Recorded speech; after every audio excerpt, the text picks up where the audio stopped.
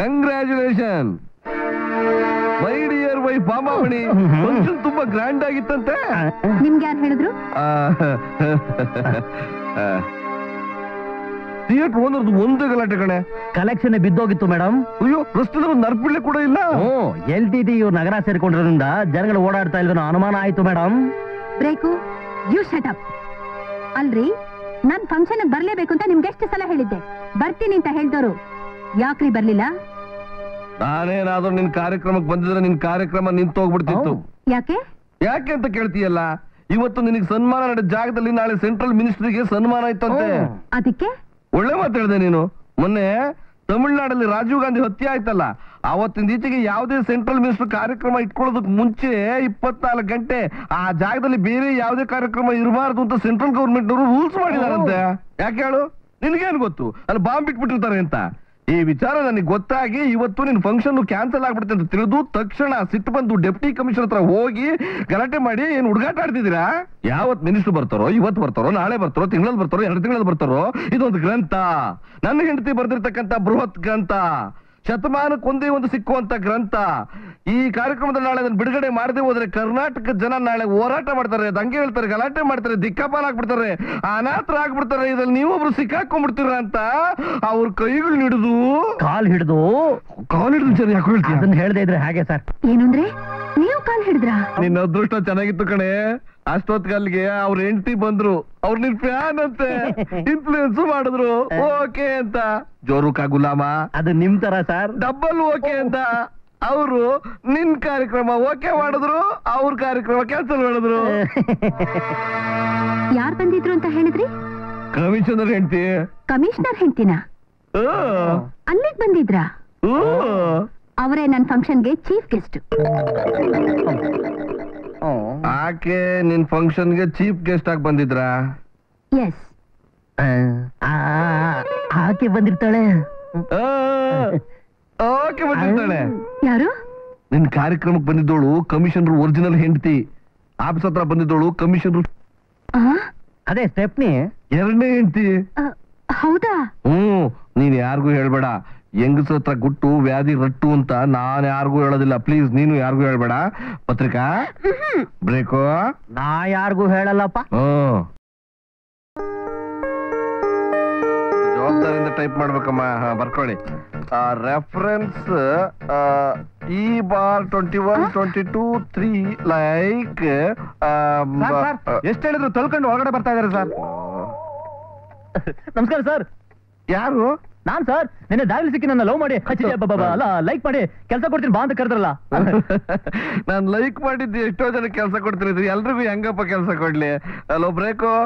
Cashier ಹೇಳಿ ನೀನ್ ಇಲ್ಲಿದ್ದೀಯೇನೋ, 1,000 ರೂಪಾಯಿ ಅವನಿಗೆ ಕೊಟ್ಕೊಳ್ಳ. ಸರ್ ನಾನು ಭಿಕ್ಷೆ ಬೇಡ ಸರ್. ಯಾವುದೇ ಕೆಲಸ ಮಾಡ್ದ ಅನ್ನ ತಿನ್ನೋದ್ ಕೊಡೋನು ಒಂದ್ ರೀತಿಲಿ ಕಳ್ತಾನೇನೆ ಅಂತ ಮಹಾತ್ಮ ಗಾಂಧಿ ಹೇಳಿದಾರೆ. ಓ, ಮಹಾತ್ಮ ಗಾಂಧಿ ಭಕ್ತನ ನೀನು? ಶಾಂತಂ ಪಾಪಂ, ಶಾಬಾಷ್. ಹಾಗಾದ್ರೆ ನಿನಗೆ ಏನ್ ಕೆಲಸ? ಅರೆ ಟೈಪಿಂಗ್ ಬರ್ತದೆ ಕುಟ್ಟೋದು. ಓಕೆ ಇರಯ್ಯ. ಸರ್ ನನ್ನ ಹೊಟ್ಟೆ ಮೇಲೆ ಹೊಡಿಬೇಡಿ ಸರ್. ಓ, ನೀನು ಒಬ್ಳಿದ್ದೀಯ ಅಲ್ವಾ? ಕೊಡೆಯ ಇಲ್ಲ. ನೀನ್ ಏನ್ ಹುಡುಗಾಟ ಆಗೋದ್ ಕಣೆ ಪಾಪ. ಬೇರೆಯವ್ರಿಗೆಲ್ಲ ತೊಂದರೆ ಕೊಡ್ಬಾರ್ದು. ನಿನಗೆ ಬೇರೆ ಕೆಲಸ. ಕಾಲ್ ಡ್ರೈವಿಂಗ್ ಬರುತ್ತಾ? ಬರುತ್ತೆ ಸರ್. ನೀವತ್ತು ನಾಯಿ ತರ ಇಷ್ಟು ವರ್ಷ ನಾನು ನಿಮ್ಮ ಹತ್ರ ದುಡ್ದಿದ್ದಕ್ಕೆ ಇವತ್ತು ನನಗೆ ಹೊಟ್ಟೆ ಮೇಲೆ ತಣ್ಣೀರು ಬಟ್ಟೆ ಆಗ್ತಾ ಇದ್ದೀರಲ್ಲ ಸರ್. ಸರ್ ನಿಮ್ಗೆ ಸ್ಪಾಟ್ ಹುಡುಕೊಡಕ ನಾನು ಬೇಡವಾ ಸರ್? ಬ್ರೇಕು ಒಳಬೇಡ, ಬಾಯಿಗೆ ಬ್ರೇಕ್ ಹಾಕೋ. ಬರ ಇಲ್ಲಿ. ನಾನ್ ನಿನ್ ಹೊಟ್ಟೆ ಮೇಲೆ ಹೊಡಿತೀನಿ. ಇಲ್ಲ ಸುಮ್ನೆ ಇರೋ. ನೋಡಪ್ಪ, ನಾನು ನನ್ನ ಕೈಲಿ ಸರ್ ಕಡೆಗೆ ವಾಚ್ಮನ್ ಕೆಲಸ ಕೊಟ್ರು ನಾನು ಮಾಡ್ತೀನಿ ಸರ್. ಅಭ್ಯಂತರ ಇಲ್ವಾ? ಸಂಕೋಚ ಇಲ್ವಾ? ಸರಿ ಇರಪ್ಪ. ಸರ್ ಓ, ನಿನ್ಗೂ ಹೊಟ್ಟೆ ಇದೆ ಕಣಯ್ಯ. ಸಾರಿ ಅಪ್ಪ. ಇರಪ್ಪ. ನೋಡಯ್ಯ, ನೀನ್ ಒಬ್ಬನಿಗೆ ಕೆಲಸ ಕೊಡೋದ್ರಿಂದ ಎಷ್ಟೊಂದ್ ಜನಕ್ಕೆ ಹೊಟ್ಟೆ ಮೇಲೆ ಹೊಡೆದಂಗ ಆಗುತ್ತೆ. ನಾನ್ ಕೊಡೋದಿಲ್ಲಪ್ಪ. ನೀನ್ ಹೋಗಪ್ಪ. ನೀನ್ ಹೋಗು. ಕೆಲಸ ಕೊಡ್ತೀನಿ ಬಾ ಅಂತ ಕರೆದು ನನ್ನ ಹೊಟ್ಟೆ ಮೇಲೆ ಹೊಡಿತಾ ಇದ್ರಲ್ಲ ಸರ್. ಓ, ನಿನಗೂ ಹೊಟ್ಟೆ ಇದೆ ಅಲ್ವಾ? ಆಯ್ತಯ್ಯ, ನಿನಗೊಂದ್ ಕೆಲಸ ಕೊಟ್ಬಿಡ್ತೀನಿ. ಏನು ಅಂತ ನಾಳೆ ಹೇಳ್ತೀನಿ. ಆತರ ಪಟ್ಟು ನಿಮ್ ಕೆಲಸ ಅವ್ರು ಕೊಟ್ಬಿಟ್ಟಿರ ಆಮೇಲೆ ನೀನ್ ನಾಳೆ ಸ್ವಲ್ಪ ಜ್ಞಾಪ್ಸು. ನೀನ್ ಹೋಗಪ್ಪ. ನೀನು ನಾಳೆ ಬಂದು ರಿಪೋರ್ಟ್ ಮಾಡಿ. Thank you sir. Thank you. It is under the control of the things in the left right sir? Right. Right ಅಲ್ಲಮ್ಮ. ಮದುವೆ ಮುಂಚೆ ನಡೆದಿದ್ದೆಲ್ಲ ಅತ್ತೆ ಹತ್ರ ನಿಜ ಹೇಳ್ಬಿಡ್ಬೇಕು. ಇಲ್ಲಾಂದ್ರೆ ನನ್ನ ಮನಃಶಾಂತಿನೇ ಇರಲ್ಲ. ಮನಃಶಾಂತಿನೇ ಇರೋದಿಲ್ಲ. ಒಳ್ಳೆಮಯ್ಯ, ಇದ್ರ ಇದ್ದಕ್ಕಿದ್ದಾಗ ಅರ್ಜೆಂಟ್ ಆಗಿ ಎಲ್ಲೋ ಹೊರಟಿದ್ದೀಯಾ? ಏನಿಲ್ಲ ಮಾವಯ್ಯ, ಅದು ಇಂಟರ್ವ್ಯೂನಲ್ಲಿ ಅತ್ತೆಯವ್ರು ಬರ್ದಿರೋ ಗ್ರಂಥ ಓದಿದೀನಿ ಅಂತ ಹೇಳಿದ್ನಲ್ಲ, ಅದೆಲ್ಲ ಸುಳ್ಳು ಅಂತ ಹೇಳಕ್ ಹೋಗ್ತಾ ಇದೀನಿ. ಈ ತರ ಸುಳ್ಳೆಲ್ಲ ಹೇಳ್ಕೊಟ್ಟಿದ್ದು ನಾನೇ ಅಂತಲೂ ಹೇಳ್ಬಿಡ್ತೀಯಾ? ಖಂಡಿತವಾಗ್ಲೂ ಹೇಳ್ತೀನಿ. Very good very good. Best of luck. Thank you. ಏನ್ ಸರ್ ಅದನ್ನ ಹೇಳೋವಾಗ ನಿಮ್ ಫ್ಲಾಶ್ ಬ್ಯಾಕ್ ಹೇಳ್ಬಿಡ್ತಾನೋ ಏನೋ? ಬಿಡ್ತಾನ ಅವನು ಸಾಕ್ಷಾತ್ ಸತ್ಯ ಹರಿಶ್ಚಂದ್ರ, ಹೇಳೇ ಬಿಡ್ತಾನೆ. ಬಾಯಿ ಮುಚ್ಕೊ, ಇಲ್ಲಿಗೆ ಹೋಗ್ಬಿಟ್ಟಾತು. ಕಿವಿ ತಗೊಂಬ ಇಲ್ಲಿ. ಇಲಿ ಹೋಗ್ಬಿಟ್ಟಾತು. ಪತ್ರಿಕಾ ಅತ್ತೆ, ನಿಮ್ಮ ಹತ್ರ ಒಂದು ಮುಖ್ಯವಾದ ವಿಷಯ ಹೇಳ್ಬೇಕಾಗಿತ್ತು. ಏನು? ಅದನ್ನ ನಿಮ್ ಎದುರುಗಡೆ ನಿಂತ್ಕೊಂಡು ಹೇಳೋದಕ್ಕೆ ನಂಗೆ ಸಂಕೋಚ ಆಗ್ತಾ ಇದೆ. ಕಣ್ಮುಚ್ಕೊಂಡು ಎಲ್ಲ ನಿಜನೂ ಹೇಳ್ಬಿಡ್ತೀನಿ.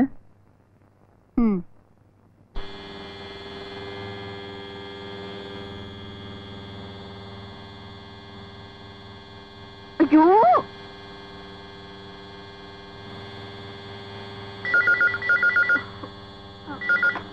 ಹಲೋ ಸರ್ವಮಂಗಳ ಅವರ, ಒಂದ್ ನಿಮಿಷ ಮೇಡಮ್. ಹಲೋ, ಏನಿದು? Okay madam. ಏನಿದು? ಹಾಗ ಇದು ನಿಮ್ಗೆ ಹೇಳೋವರೆಗೂ ನನ್ನ ಮನಸ್ಸಿಗೆ ನೆಮ್ಮದಿನೇ ಇರ್ಲಿಲ್ಲ. ಹೌದಾ? ನಾನು ಹೇಳಿದಿಲ್ಲ ಕೇಳಿಸ್ಕೊಡ್ರಿ ತಾನೆ? ಕೇಳಿಸ್ಕೊಂಡೆ. ನನ್ನ ಕ್ಯಾರೆಕ್ಟರ್ ಓಕೆನಾ? Okay okay. ಅಬ್ಬಾ, ಈಗ ನನ್ನ ಮನಸ್ಸಿಗೆ ನೆಮ್ಮದಿ ಆಯ್ತು. ಬರ್ತೀನತ್ತೆ.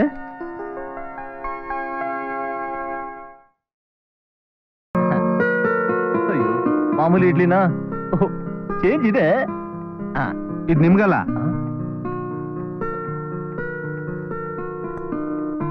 ನಿಮ್ಗಲ್ಲ, ಕೂತ್ಕೊಳ್ಳಿ. ಆ ವಡೆ ಈರುಳ್ಳಿ ದೋಸೆ ನಮ್ಗೆ ಯಾಕಾಗ್ತಿಲ್ಲ? ಇದನ್ನೆಲ್ಲ ನೀನ್ ತಿನ್ಬಾರ್ದು ವಿಜಯ್. ಯಾಕೆ? ವಡೆನಲ್ಲಿ ಎಣ್ಣೆ ಜಾಸ್ತಿ ಇರುತ್ತೆ. ಅದರಿಂದ ಕೊಲೆಸ್ಟ್ರಾಲ್ ಜಾಸ್ತಿ ಆಗತ್ತೆ, ಎದೆ ನೋವು ಬರುತ್ತೆ.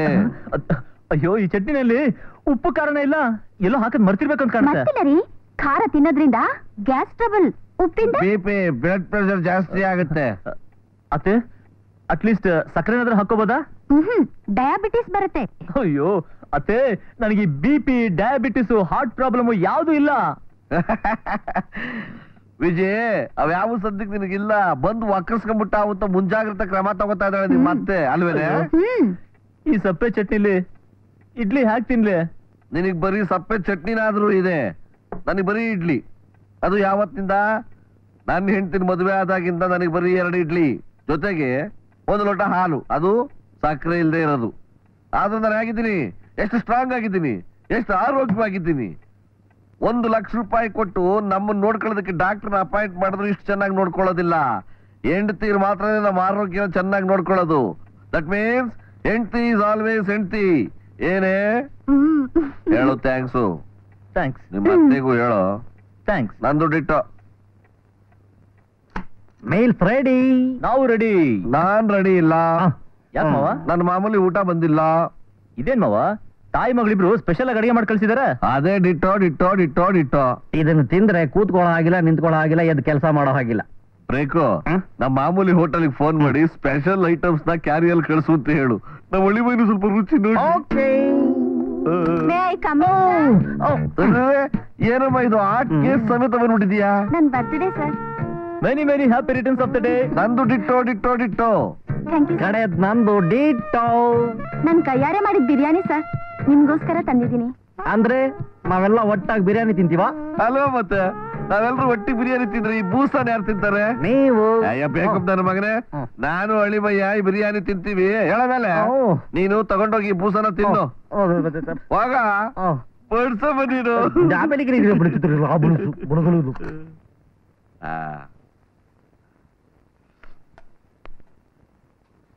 ಲೇ ಮಾಮೂಲಿ ಬೆಗರ್, ಬಾರೋ ಇಲ್ಲಿ. ಇವತ್ ನಿನಗೆ ಹಬ್ಬ ಕಣೋ. ಶ್ರೀಮಂತರ ಮನೆ ಊಟ ತಗೋ, ಉಡಾಯ್ತು. ಅಮ್ಮ ಅವ್ರು ಮಾಡ್ದ ಅಡ್ಗೆನಾ? ಹೌದು, ಚೆನ್ನಾಗಿರುತ್ತೆ. ಅಯ್ಯೋ ದೇವ್ರೆ, ಈ ಊಟ ಕೊಟ್ಟು ನನ್ನ ಸಾಯಿಸ್ಬೇಡಿಯಪ್ಪ, ಕೈ ಮುಗಿತೀನಿ. 10 ರೂಪಾಯಿ ಕೊಡ್ತೀನಿ ತಗೋ.